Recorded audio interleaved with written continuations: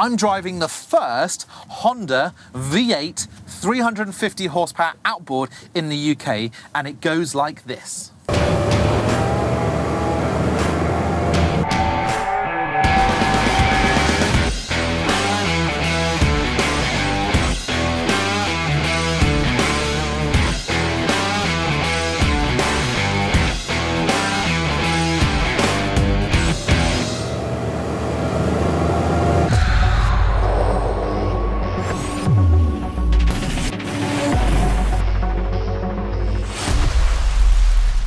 So you join me in the heart of Devon in Salcombe on board this, the Orion 8 by Northstar. Now this boat is quite special because it has something quite unique about it. It is paired to the Honda Marine new 350 horsepower outboard. Now, Honda and big outboards, that doesn't seem to go hand in hand. And with good reason. For a long time now, Honda really have been lacking a big high horsepower output engine in their lineup. But does that mean that Honda really have been behind everybody else? Not necessarily. They were the first to bring out a four-stroke outboard in 1964-ish, and from there they created a whole line of four-stroke outboards. Then going through the late 90s, early 2000s, they racked up loads of awards, especially for their 225 VTEC V6. That was a stonking engine, and at the time, in I think about 2001, the Coast Guard in the US bought hundreds of them because they were super reliable, they had loads of power, and they were absolutely dependable. Very smooth engines that could do hundreds of hours. So from there, you could say they became a little bit lost. In sense of manufacturing, they build anything from jets to your lawnmower, to supercars, to a little Honda Jazz perfect for your nan. So they've got a whole development team that really understand good engineering. So for a long time, they've had the 225 and the 250 as their biggest outboards in their range. And to be honest, they've been left behind by the likes of Yamaha and Mercury and Suzuki becoming the big main players in that size category. So this is long overdue. And it's really exciting to be able to put the new VTEC, their first ever V8 by Honda, through its paces. And we're doing that on board this, the Orion 8 by Northstar.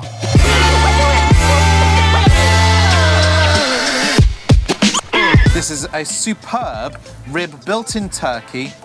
It's a really nice affordable price point as well, at about 120,000 for this 8 metre.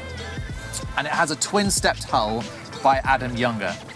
If you don't know who Adam is, Google him. He's an offshore powerboat racer and naval architect that is responsible for a number of craft, including for many years the type of vessels from the likes of Techno Hull.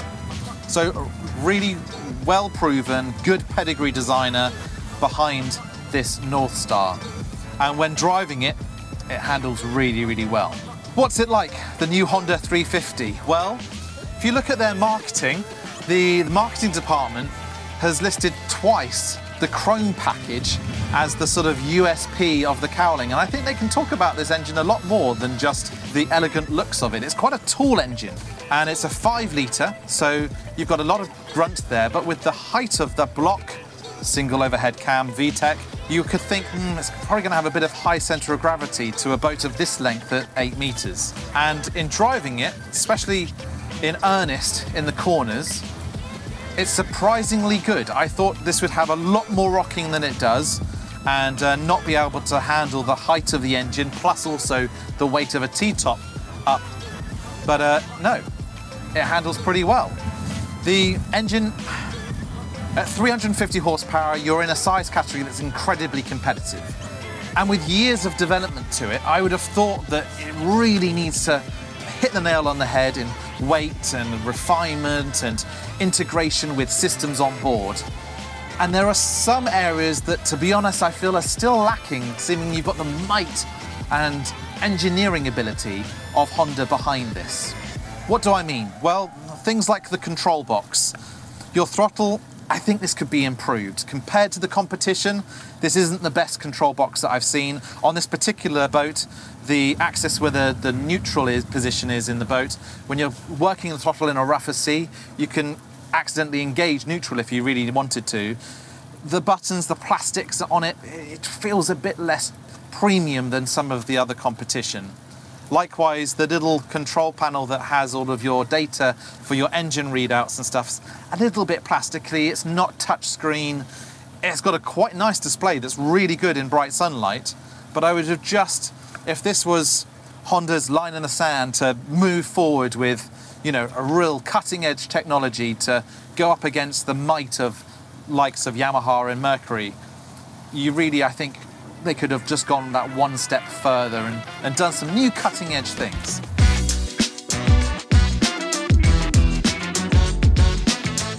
So it then leaves it down to performance, whole shot, top speed, smoothness, operation, etc. This one is paired with electronic steering by Ultraflex. That is a nice combination. You can feel the electric steering working really well. It's very, very light, very user-friendly. As an engine, how does it perform? Well, on an 8 meter like this, you've got oodles of power. I mean, to be honest, you could handle this boat fantastically with 100 horsepower less and save yourself some money. But the 350 is certainly going to give you motorbike, sports car performance on the water. And for those that are experienced, you're going to be able to really get the most out of this hull. We were in a bit of a rougher sea today and we were able to really put it through its paces, get up on top of that sea, Adam's hull working beautifully, and really punch through really nicely.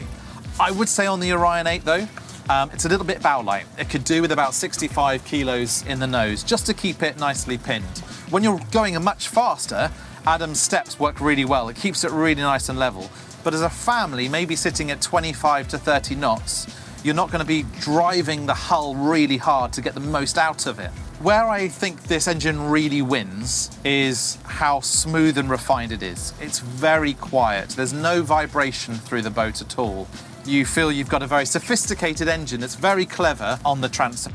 In terms of performance today, this is a true 50-knot boat. The owners had 52 knots out of it. For us, it's been a bit blowy today. We've had 30-mile-an-hour gusts, so we've managed to get 50 out of it on a beam sea. But to be honest, it sits beautifully at about 25, 30. We were doing a lot of tracking shots and had the camera crew and everybody on it. We were sat on the plane nicely, going along, and it was really comfortable. If you had a family on board, it's very stable. The Northstar has got these really big diameter tubes that keep it very, very planted at rest. And then Adam's hull has got some really big chines on it. You've got plenty of bow lift in a following sea.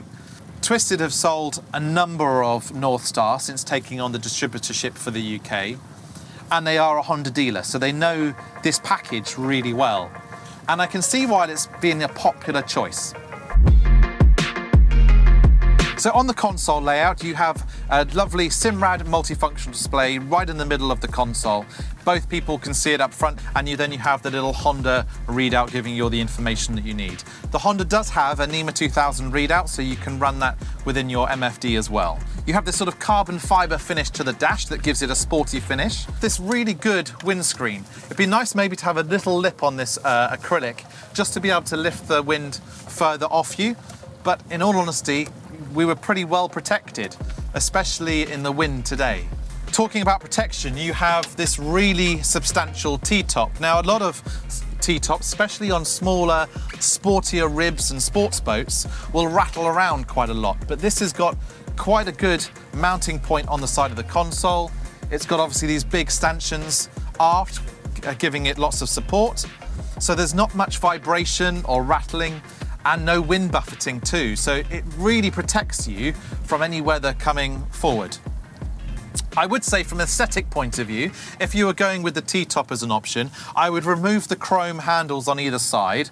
I'd extend the metalwork further down and incorporate the handles into that T-top, and then maybe powder coat it with this non-slip finish as well. I think that would tie in the console a little bit nicer. Also, a pet peeve of mine is cup holders with no drain plugs in them. They fill up with water, they're stainless, so you can't necessarily see them when you're first on the boat. You And especially in the early days of iPhones, I killed a number of phones when washing down a boat or whatever, naturally putting it in a cup holder while you're working on the boat. And you'd put it in the chrome cup holder and you'd kill your phone. So it's just better to have a drain plug on those. Twisted could easily, if you wanted, swap those cup holders out for something else. The seating position is really good. You have a little pop-up foot plate to be able to, like now, be able to stand a little bit higher. As I said, you've got that protection, but what I really like about the helm seats is you've got side bolster support on either side as well, so you're not going to be flung from the boat very easily. You've got good Hertz stereo built within the console. Hertz do a lot of work with Twisted on their automotive side and their special edition commissioned marine builds, so they've incorporated that into the console nicely. The upholstery is quite firm, but it supports you really nicely. I do like that they've used heat welded fabrics with the Silvertex, and they've also embossed that within the fabric at the factory. That's done a lot in Poland from a lot of the manufacturers that do the upholstery for the likes of Windy and Parker, Axopar and alike. And that helps you not have water ingress into the foam, so you don't get the wet bum when sitting on the boat, especially after you've laid up the boat for a couple of days.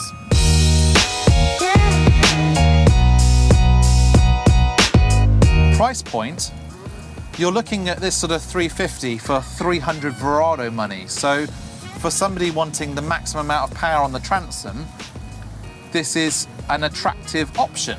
After spending several hours on this, the Northstar Orion 8 paired with the 350 from Honda, I can say that this is a nice package. The family that have bought this have only had it for about 2 weeks, and they've told me that they absolutely love the boat, and they've already put, I think, about 20-30 hours on it. As a family craft, this is a really good choice with the big diameter tubes, like I mentioned earlier, giving that great stability, especially at anchor. Somewhere like this at Salcombe is going to be a really nice choice. It's a nice stable platform. You're deep within the boat as well. You don't feel like you're on top of it so much, which is great for its speed.